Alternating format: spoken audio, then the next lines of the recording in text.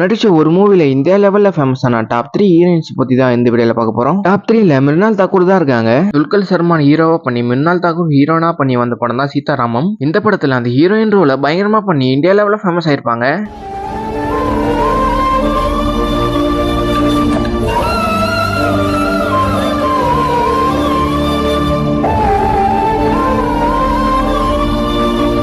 Top 2ல Srinidhi Shetty தான் இருக்காங்க. Rocking star Yash ஹீரோவா பண்ணி ஸ்ரீநிதி ஷெட்டி ஹீரோயினா பண்ணி வந்த படம் தான் கேஜிஎஃப். இந்த படத்துல அந்த ஹீரோயின் ரோல பயங்கரமா பண்ணி இந்தியா லெவல்ல ஃபேமஸ் ஆயிருப்பாங்க.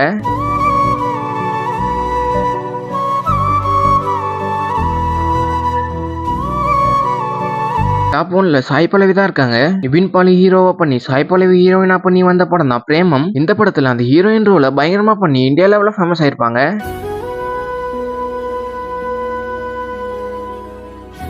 இவங்க 3 பேர்ல யார் உங்களோட ஃபேவரட் ஹீரோயின்றத கமெண்ட்ல சொல்லுங்க.